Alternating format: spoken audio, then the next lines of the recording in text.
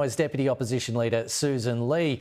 Thanks so much for your time, Susan. So the Prime Minister says Australians don't want another climate change election. Is he right? Why can't we just get on with it?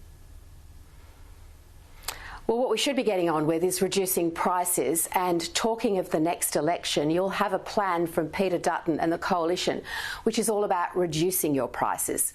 Now, Anthony Albanese seems to want to have a fake fight about targets. Remember that a Labor Greens government will bring you targets, will bring you no credible plan to get to 2050. Those targets won't make sense, and they will be all about keeping people at international conferences happy, but not actually looking after Australian households and businesses.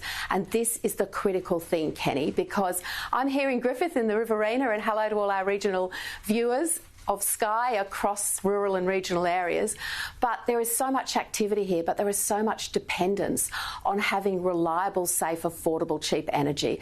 It's not happening under this government. So we want to bring the focus back to cost of living. OK, why can't you release any details about the Coalition's climate plans until after the election? Why the secrecy?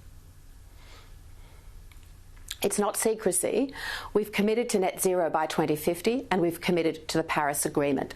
Now, the parties under that agreement, the UN Framework Convention on Climate Change, are in fact governments, not oppositions. So it's honest and sensible to say we will wait until we are in a position to actually evaluate what is the effect on Australia, on Australian businesses, while we stay within the Paris Agreement. So the Greens pushing Labor across this country to have deals that actually are, as I said, notional targets. What does that mean to the household that's struggling to put food on the table, that can't afford the cost of sending their children to school, that is worried about the viability of their small business, that their house is mortgaged on? You mentioned businesses, I mean, it is just so out of touch, Kenny. Susan, the Energy Users Association says business needs certainty of a bipartisan approach to invest in low emissions technologies.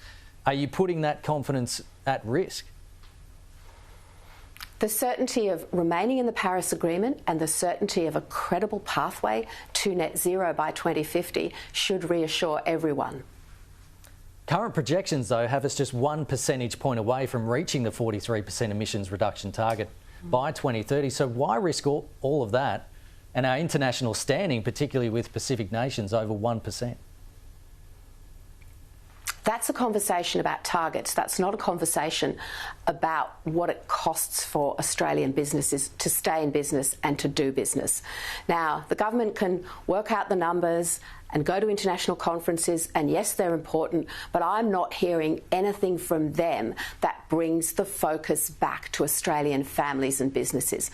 I just haven't heard anything from the Prime Minister along those lines, and I'm bewildered because I thought that he was a Prime Minister that wouldn't leave people behind, and I thought the last budget was about helping people with sustainable cost of living pressures that we know they're all under. So let's get the focus back to basics where it needs to be. OK, the Premier of China, Li Qiang, is visiting Australia from Saturday. What's the key message you would like Australia and our government to express to China while he is here? We wish the visit well, we wish the Premier well, and I know there'll be important conversations about regional trade and commodities that, once again, matter a great deal to regional Australia: beef, lobster, wine, and so on.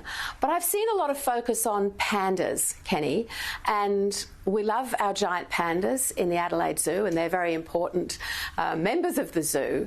But all this focus on pandas suggests to me that there's almost a test of whether the visit is a success by virtue of the panda diplomacy.